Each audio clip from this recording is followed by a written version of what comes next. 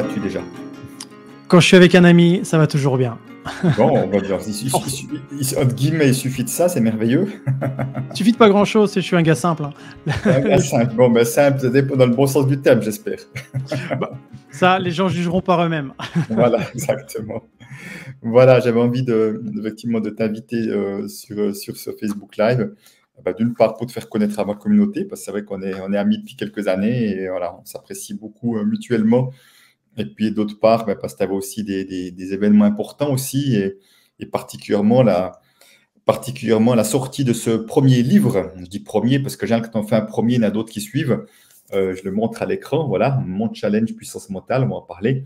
On a le même éditeur en plus que notre premier livre, et les éditions Erol, tous les deux. Alors voilà, je suis très content effectivement de pouvoir te présenter. Je t'attends 2 minutes, si c'est en différé, on peut passer à la deuxième minute tout de suite. Tu habites où, Geoffrey? Alors moi, là, je suis actuellement en Bretagne. Tu vois, on a déménagé et justement, dans le livre, on parle de challenge. Ça aussi, ça a été un challenge. Il y a beaucoup de choses, beaucoup de remises en question. Et donc, nous, aujourd'hui, on a cette chance avec Betty, hein, que tu connais bien aussi, Oui. de vivre près de l'océan. C'est vraiment très chouette, c'est dynamisant, c'est ressourçant, c'est purifiant.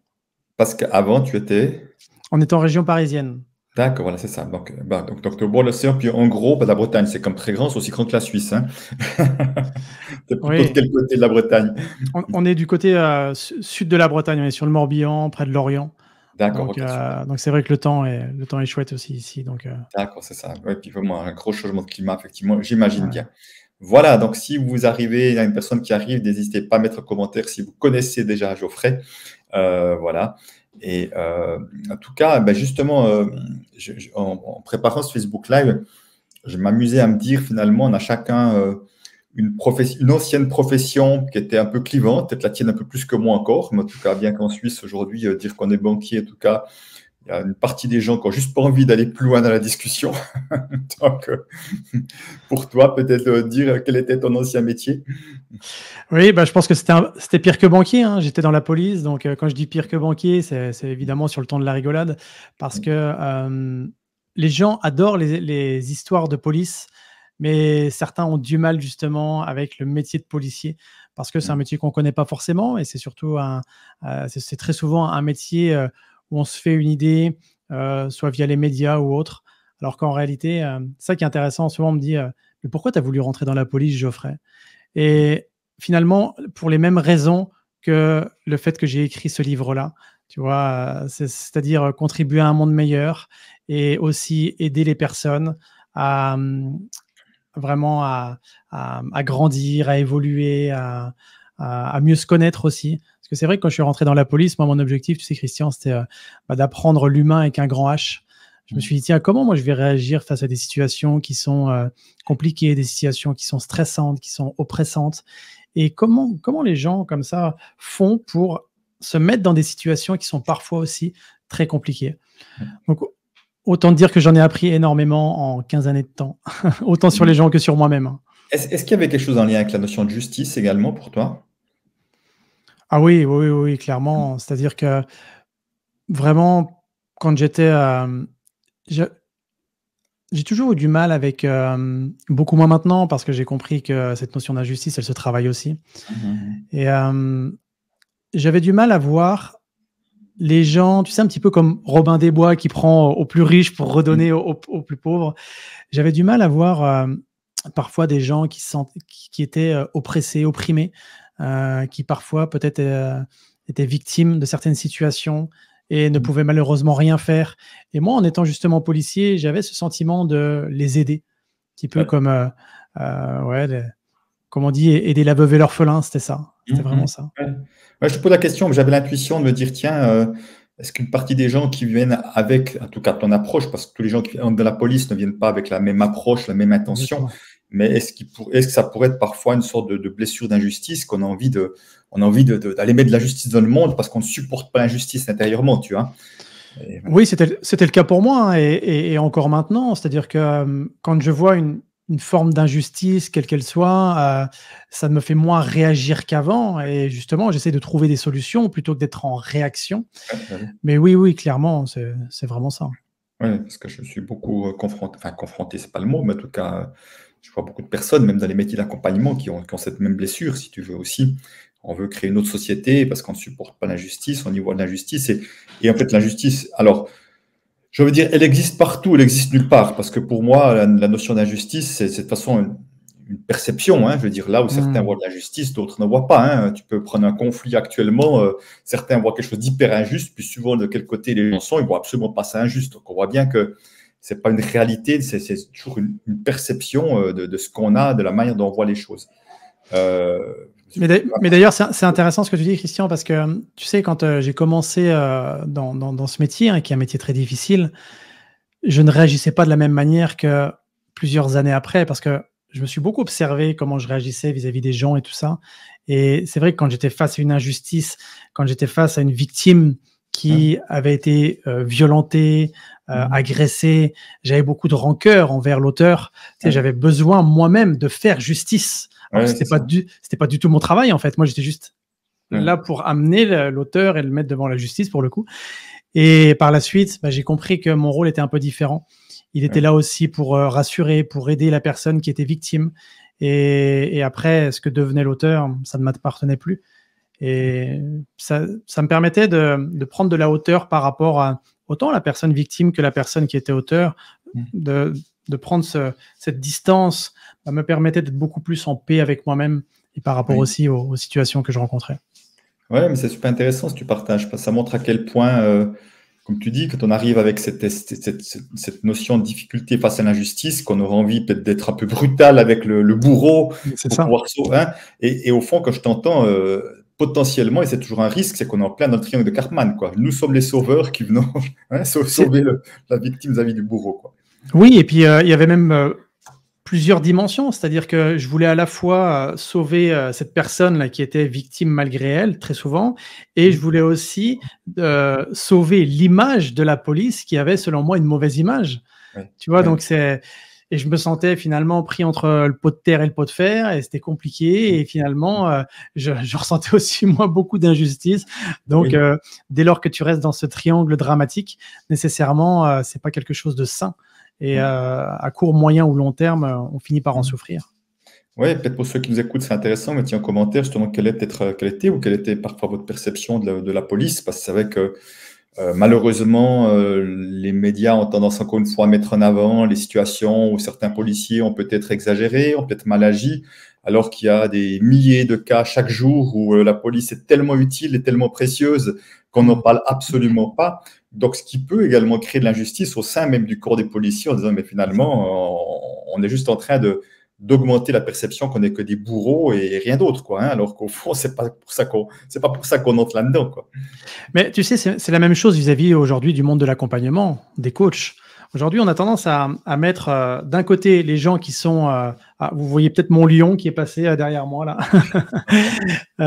Donc, on a tendance à mettre d'un côté les gens qui sont pour le monde du coaching et puis le monde d'accompagnement, et les autres qui disent non, il y a que des gourous, il y a des gens qui font très mal leur travail. Alors qu'en réalité, nous-mêmes, quand on est dans le monde de l'accompagnement, on voit aussi les dérives. On n'est pas aveugle, on se rend compte des choses.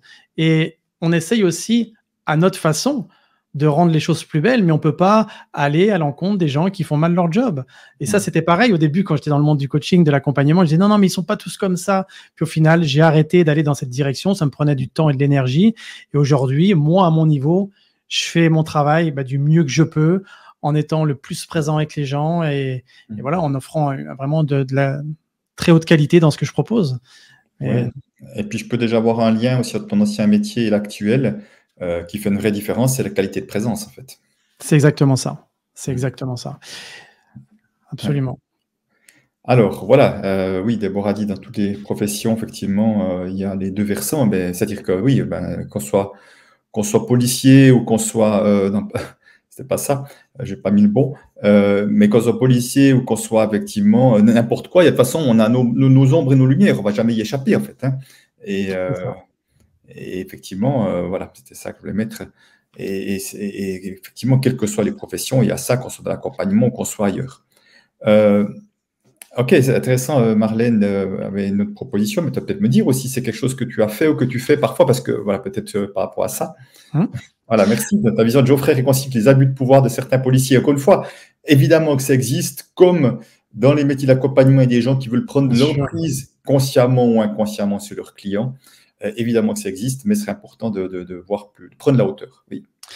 Concrètement, tu sais, j'ai eu cette chance de côtoyer des milliers de policiers, notamment sur mes dernières années de ma carrière, parce que j'étais dans le monde de la formation, que ce soit sur le terrain ou même dans le monde de la formation. J'ai vu des humains exercer le métier de policier, donc avec ses bons côtés, avec ses côtés les moins bons. Maintenant, tout ce qui est abus de policier, abus de pouvoir, il y en a certainement. Maintenant, l'idée, c'est que les gens qui ont un uniforme ne sont pas des machines, et c'est vrai que c'est très difficile comme métier dans le sens où il y a la fatigue, il y a cette relation permanente à la violence, à la haine, à la misère, et c'est très, très difficile. Donc oui, j'ai beaucoup de policiers qui viennent me voir, encore maintenant. J'ai gardé de très bons contacts avec eux, et justement, beaucoup perdent du sens dans ce qu'ils font, sont épuisés physiquement, mentalement, et c'est vrai que des fois, on attend beaucoup, et ça, c'est valable vis-à-vis de la police ou même vis-à-vis de plein de monde, hein, mais on attend souvent une réaction positive des gens. Mais moi, je me souviens, à un moment donné, quand des citoyens venaient me voir avec un sourire, avec un petit mot sympa, ça change tout, en fait. Ah, bien sûr. Et c'est vrai que plutôt que d'attendre des fois de la police ou même d'autres, que ça soit même vis-à-vis des professeurs, vis-à-vis des banquiers, vis-à-vis de qui on veut, une réaction positive où on regarde des fois même le moindre travers qu'ils peuvent faire, dire tiens, et si je m'amusais à rendre la vie de ces gens-là plus agréable. Et ça, c'est une démarche qui est personnelle, et moi aujourd'hui, c'est ce que je fais avec tout le monde, et ça change la vie. Donc oui, Marlène, déjà c'est une très bonne question, je t'en remercie, et effectivement, il y a beaucoup de policiers qui me suivent encore maintenant. Oui, et puis, tu sais, au fond, je vois qu'il y a des professions dans lesquelles on va projeter des choses. C'est-à-dire que je rejoins Chantal, mon épouse, qui était dans l'enseignement spécialisé, des classes à problème, c'était difficile, c'était compliqué. Enfin, tu as que des élèves en difficulté. Donc, c'est vrai qu'elle brassait un peu dans les problèmes et que c'était plutôt lourd à vivre, comme toi, tu dis également, dans ces métiers-là. Alors, c'est sûr qu'il n'y a pas que ça, évidemment, mais comme plein de situations qui sont dangereuses, qui sont lourdes, on voit le côté un peu sombre de l'humain. Alors, même peut-être pas sur les accidents de route, mais sur d'autres choses quand même, et plutôt que les endroits lumineux, quoi. Et c'est vrai que je pense que c'est pas facile énergétiquement.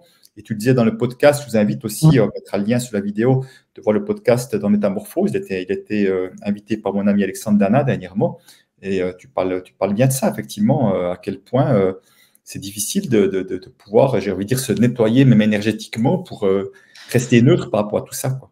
Oui, c'est ça. C'est vraiment comme je compare souvent à cet acteur, tu sais, dans La Ligne verte avec John Coffey là, qui est ce prisonnier noir qui est très fort et tout ça, et qui absorbe justement toutes les énergies négatives, et qui à un moment donné dit lui-même, hein, patron, en parlant à Dieu, patron, pourquoi les gens sont si mauvais, pourquoi les gens sont si violents, etc.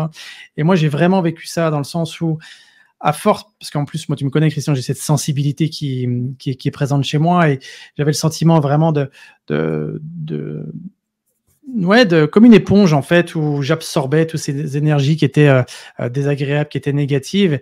Et à un moment donné, je me suis même dit, si je reste dans ce métier-là, bah, c'est ma vie qui va vraiment basculer.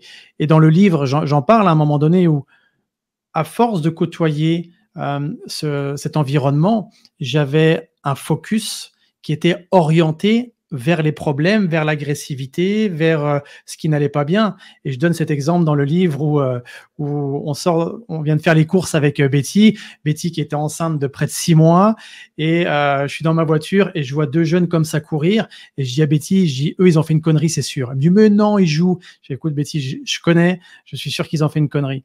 Et effectivement, je les suis un peu en voiture, et là je vois qu'ils ont un sac à main dans leurs mains, et ils courent, ils venaient de voler un sac à main en fait. Bon, et puis là Betty, nourrie de ses hormones de femme enceinte, elle me dit on va aller les interpeller. Je dis calme-toi Betty, t'es enceinte. Donc pour précision quand même, ma femme fait 1m56. Vous voyez, elle n'a pas non plus un physique de catcheuse. Et en plus enceinte.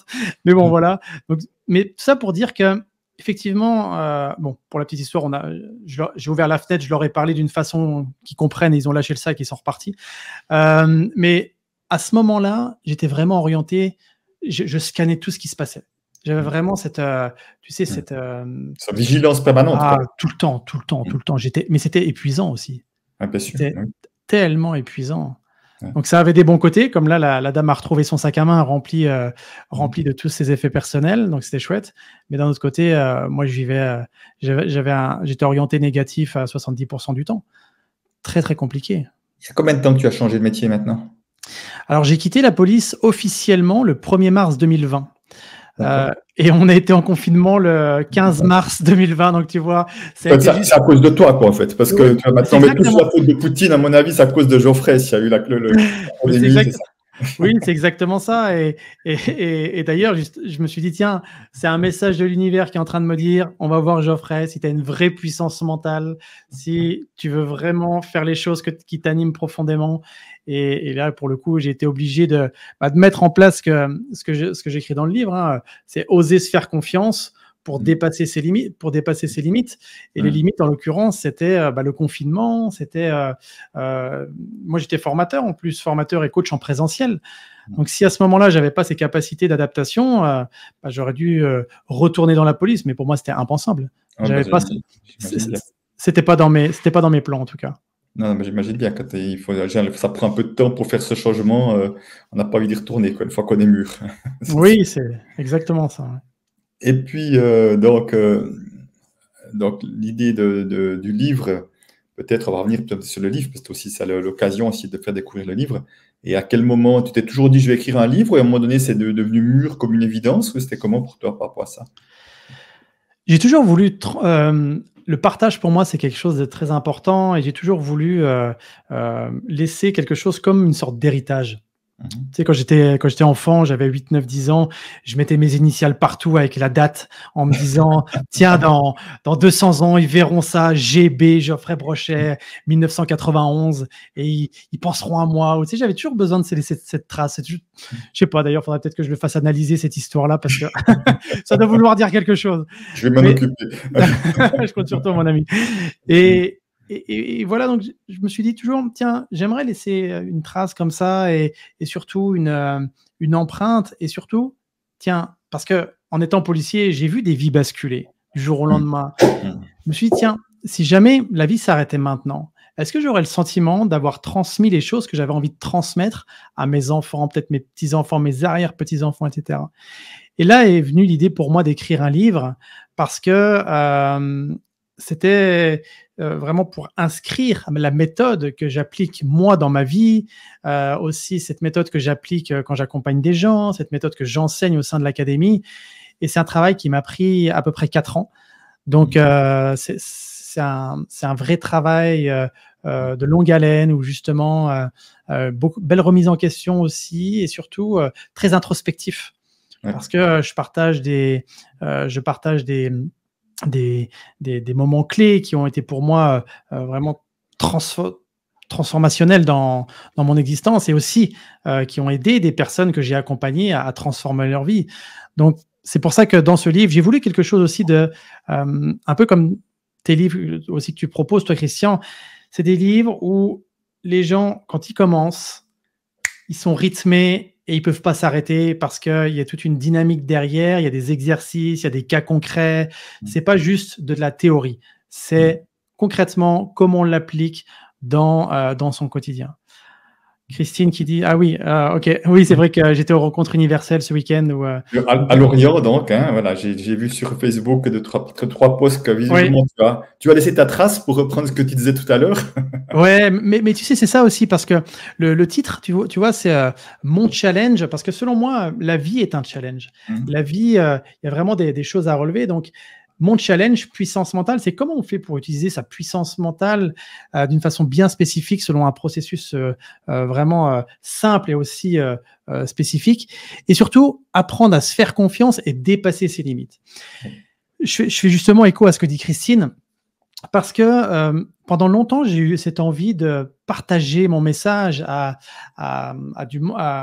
des dizaines et des dizaines de personnes, sauf que je me sentais comme bloqué. j'avais cette difficulté à c'est vrai qu'aujourd'hui, quand on me voit, on a du mal à le penser ou à le croire, mais j'avais du mal à m'exprimer, j'avais du mal à trouver mes mots, à avoir cette confiance en moi. Et j'ai donc mis réellement des choses en place pour apprendre à me faire confiance, pour oser dépasser les limites que j'avais. C'était mes propres limites. Et tout ça, au fur et à mesure du temps, et j'applique exactement ce que je dis dans le livre. Aujourd'hui, quand je parle devant une scène sur 400, 500 personnes, comme il y avait à Vannes, c'était juste un moment de plaisir, un moment où j'ai beaucoup ri avec les gens. Et dans ce partage-là, j'ai aussi partagé des clés qui, selon moi, sont puissantes, des clés de transformation. Parce que, pour moi, en tout cas, c'est ce qui m'appartient, mais l'humour, la légèreté permettent aussi d'impacter et d'amener des messages qui sont vraiment importants. Oui. Alors justement, c'est vrai avec la question de Déborah, mais on va y revenir parce que c'est vrai que quand on dit mon challenge puissance mentale, souvent il y a l'idée de dire le mental prend déjà trop de place, alors qu'est-ce qu'on va encore insister dessus? Et peut-être j'aimerais bien que tu précises un peu peut-être qu'est-ce que tu entends par la puissance mentale. Déjà, dans le début du livre, j'explique que il y a une vraie différence entre la puissance du mental et la puissance mentale. La puissance du mental, on va se focaliser juste sur notre côté conscient, ce que l'on veut, notre ego, notre façon de voir le monde qui nous entoure, la perception qu'on a vis-à-vis des gens, etc. Et la puissance mentale, c'est lorsque notre puissance intérieure, tu sais, ce fort intérieur, ce qui nous anime profondément, cette flamme aussi intérieure, notre moteur en quelque sorte, est connecté à notre mental.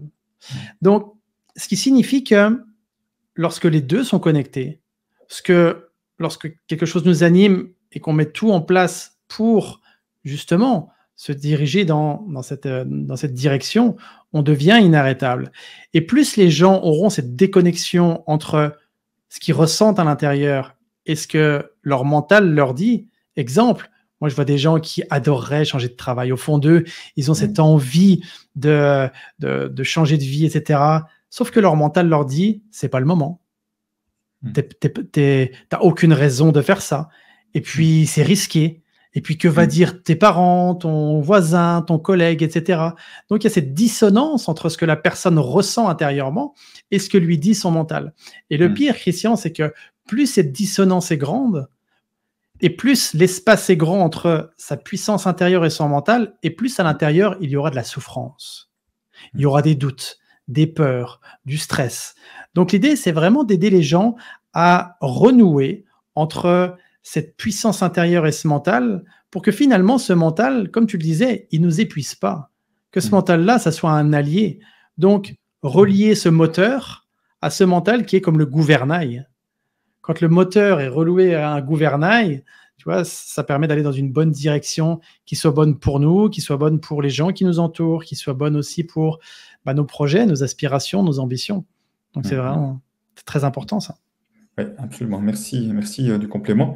Alors, 5 minutes par jour, et j'imagine ça signifie qu'un certain nombre d'exercices à mettre en place, et ça signifierait que finalement que les changements peuvent se faire à partir de petites choses qu'on fait de manière régulière. Oui, c'est exactement ça, parce que pour avoir observé de nombreux athlètes de haut niveau, de grands dirigeants, des personnes qui, comme ça, réussissaient à atteindre leurs objectifs, c'est tout simplement parce qu'elles se créent des habitudes dans leur quotidien. Et parfois, on ne s'en rend pas compte, mais on veut mettre en place des habitudes, et ces habitudes, on a tendance à les dévier, on a tendance à les oublier, à peut-être faire les choses différemment. Et au lieu d'aller dans cette direction vers nos rêves, eh bien, on dévie tranquillement de façon complètement insidieuse.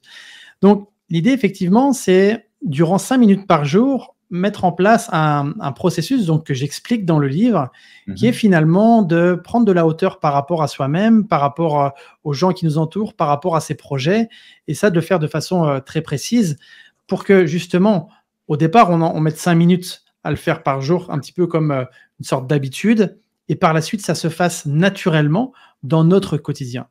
Donc, pour que les choses s'intègrent plus simplement. Et ça, concrètement, c'est des choses que j'enseigne très simplement et aux athlètes de haut niveau, aux dirigeants, aux managers et toutes les personnes que je forme. Voilà, merci. D'ailleurs, c'est marqué dans le dos du livre. D'ailleurs, au fil des chapitres, vous allez retrouver une direction qui révèle votre plein potentiel, établir un plan d'action solide en plusieurs étapes, Mm. développer votre résilience et passer des caps significatifs pour surmonter les challenges de votre existence. Un livre original riche en témoignages et exercices pratiques.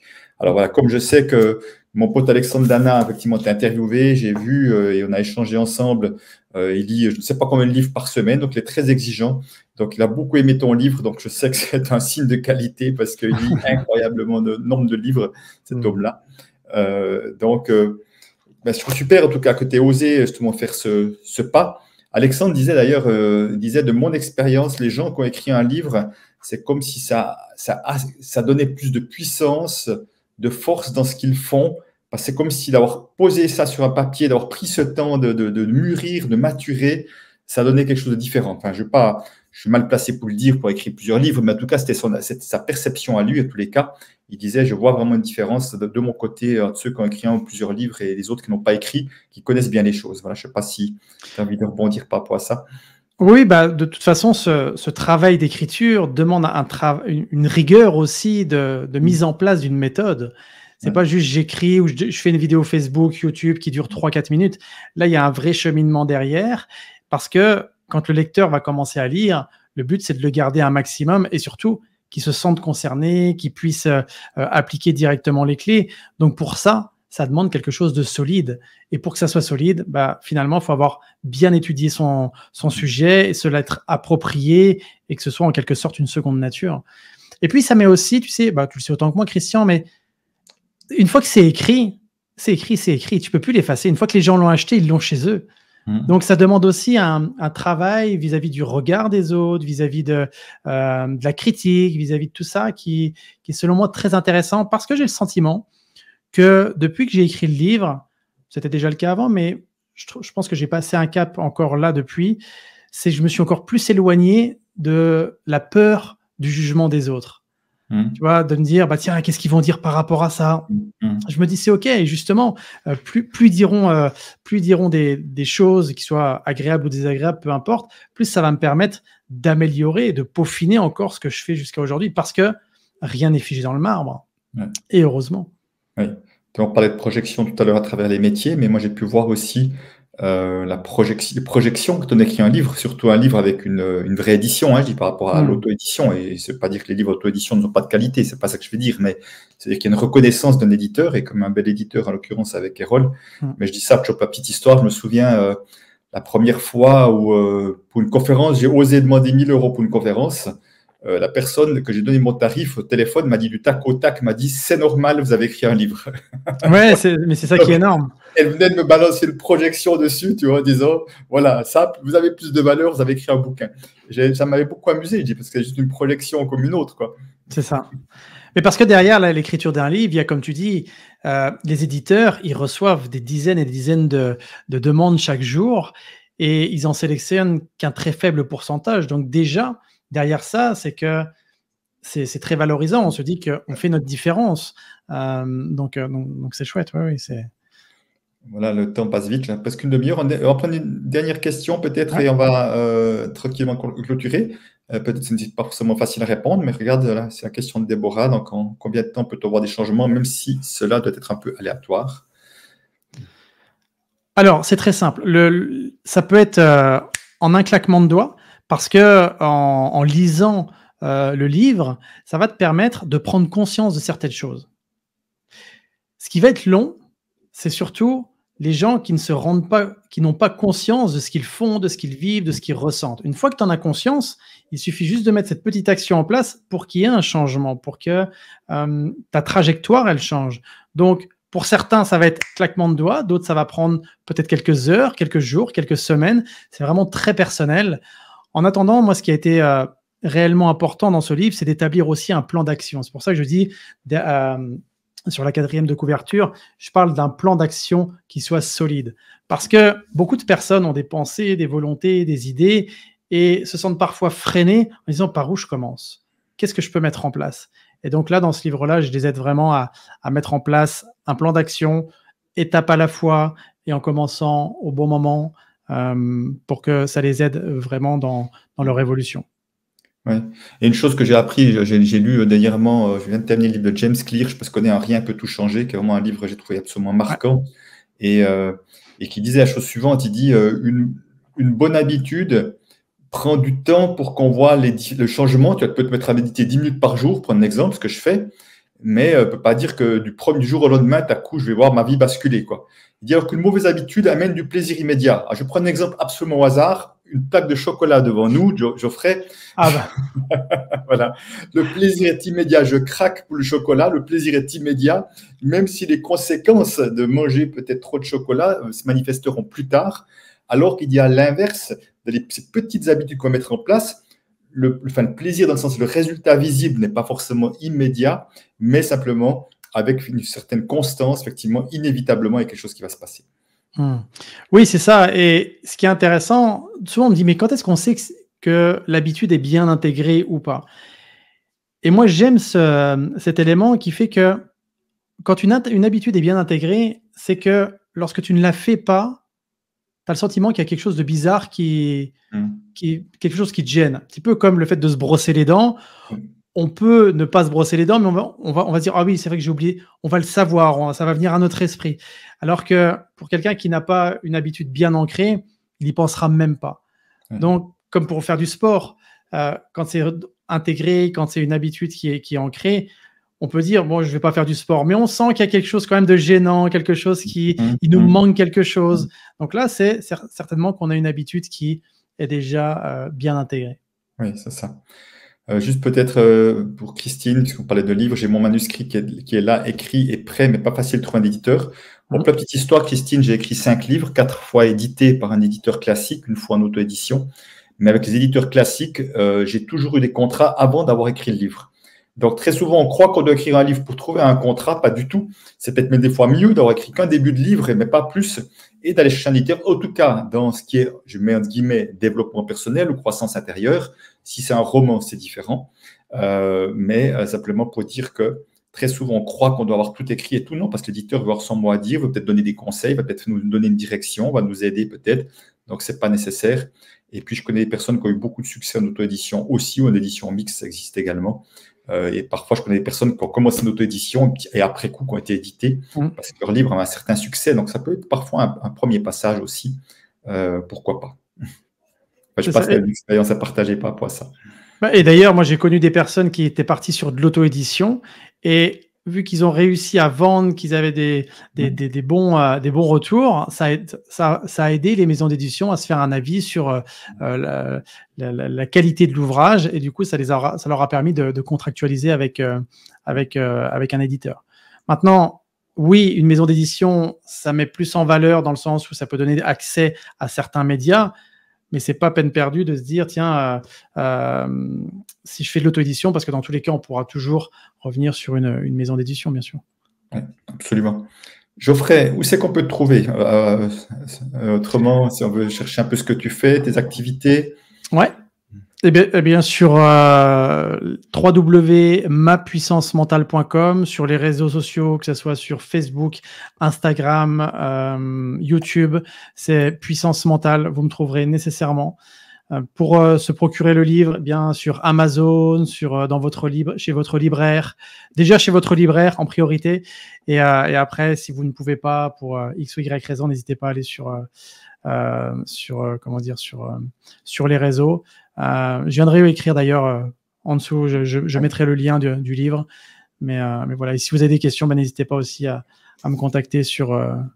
Voilà, donc mon challenge Puissance Mentale aux éditions Erol, Geoffrey Brochet, ça va se trouver sans problème. Attends, mon Christian, je vais faire une petite photo. Oui, bien sûr. Attends, voilà. Regarde. Oui, l'habitude des réseaux sociaux. Hop, que je vois. Voilà. Hop, parfait, je fais ça. Ça y est, il profite de moi. Il est là. Et voilà, une belle photo avec mon ami Christian. Merci, mais merci à toi. Longue vie à ce livre également, qui puisse contribuer à beaucoup de changements, beaucoup de transformations. Merci, mon ami Geoffrey, d'être un des acteurs de changement dans ce monde-là, d'amener ton humanité, ta chaleur humaine, ton humour. Tout ça est tellement précieux. Ton amour également, ton amour de la vie, ton amour de l'humain. Voilà, c'est vraiment précieux. Et merci à vous qui étiez là en direct, en tous les cas. Et merci à ceux qui nous verront en différé, que ce soit sur Facebook ou sur YouTube, en tout cas. À bientôt, Geoffrey. Merci beaucoup, Christian, pour ta belle invitation. Et bye tout le monde. Prenez bien soin de vous. C'est important. Merci.